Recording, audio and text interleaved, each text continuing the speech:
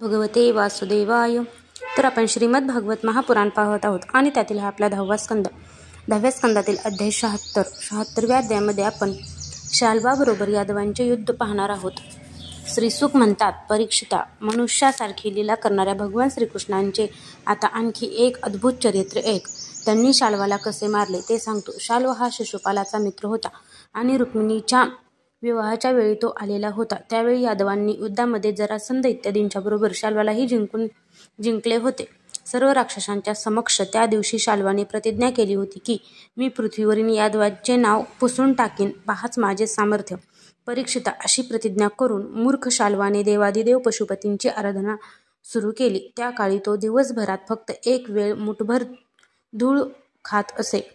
भगवान शंकर लवकर प्रसन्न होणारे असल्याने त्यांनी 1 वर्षानंतर प्रसन्न होऊन शरण आलेल्या शाल्वाला वर मागण्यास सांगितले.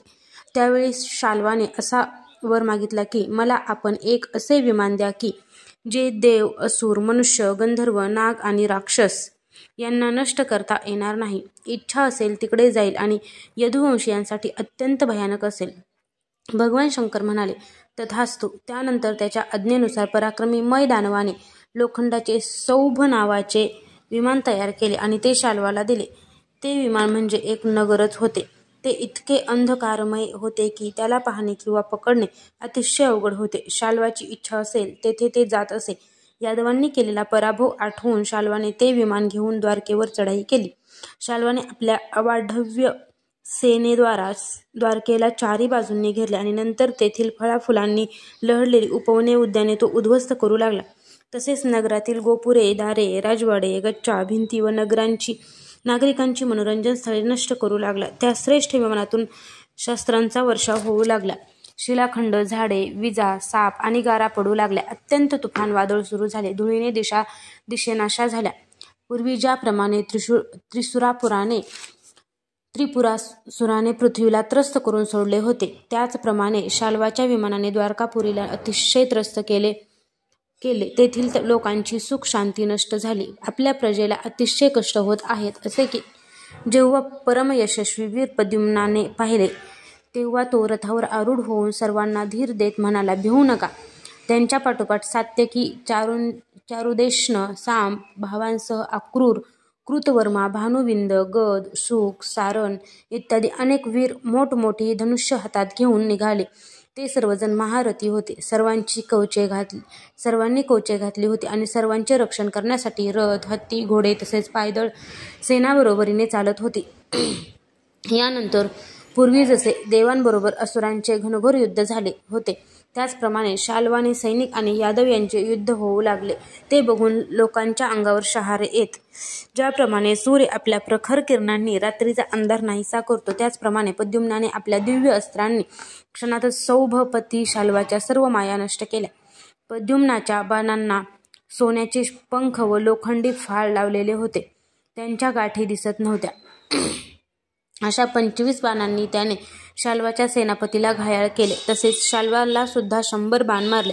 नंतर प्रत्येक सैनिकाला 1 सारथ्यांना प्रत्येकी 10 आणि वाहनांना 3 बाण मारले. महावीर प्रद्युम्नाचे हे अद्भुत आणि महान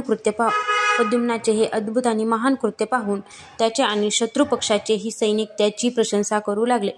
मय दानवाने तयार केलेले शाल्वाचे ते विमान मायावी होते. ते इतके विचित्र होते की कधी ते अनेक रूपात दिसे तर कधी एकाच रूपात, कधी दिसत असे तर कधी अदृश्य होत असे. शत्रूंना त्याचा पत्ताही लागत नसे. ते कधी जमिनीवर दिसे तर कधी आकाशात उडत असे, कधी पर्वताच्या शिखरावर चढत असे तर कधी पाण्यावर तरंगू लागे. ते कोलिताप्रमाणे फिरत राही. ते कोठेच स्थिर राहत नसे. आपले विमान आणि सैनिक यांच्यासह जेथे शाल्व त्याच्या दृष्टीस पडत असे तेथे यादव सेनापती बाणांचा वर्षाव करीत होते. सूर्य आणि अग्नीप्रमाणे जळत जाणारे त्यांचे बाण विषारी सापांप्रमाणे असह्य होत होते. शाल्वाचे नगराकार विमान आणि सेना त्यामुळे अत्यंत व्याकुळ झाली.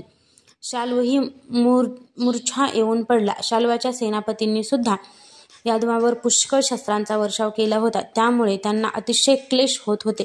परंतु त्यांनी रणांगण सोडले नाही, कारण ते विचार करीत होते की मरण आले तर स्वर्ग मिळेल आणि जिवंत राहिलो तर विजय मिळेल. ज्याला कधी प्रद्युम्नाने 25 बाण मारले होते त्या शाल्वाच्या द्युमान नावाच्या बलवान मंत्र्याने झेप घेऊन प्रद्युम्नावर पोलादी गदेचा जोराने प्रहार केला आणि मारले म्हणून मोठ्याने ओरडला. शत्रूंचे दमन करणाऱ्या प्रद्युम्नाचे वक्षस्थळाच्या गदेच्या आघाताने जखमी झाले. दारुकाचा पुत्र त्याचा सारथी होता.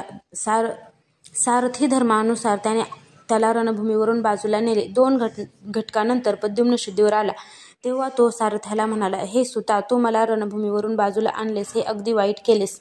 आमच्या वंशातील कोणताही वीर रणभूमी सोडून निघून गेला असे आम्ही कधी ऐकले नाही. हा कलंक फक्त माझ्या माथ्यावरच लागला आहे. हे सुता, खरोखर तू षंड आहेस. आता मी माझे चुलते बलराम आणि वडील श्रीकृष्ण यांच्या समोर जाऊन काय सांगू? मी युद्धातून पळून आलो असेच आता सर्वजण म्हणतील. त्यांनी विचारल्यानंतर मी त्यांना योग्य असे काय उत्तर देऊ? माझ्या भाऊजया माझी खिल्ली उडवीत मला स्पष्टपणे विचारतील की, सांग ना, हे वीर पुरुषा, तू षंड कसा निपजलास? युद्धात तुझे शत्रूंशी युद्ध कसे झाले?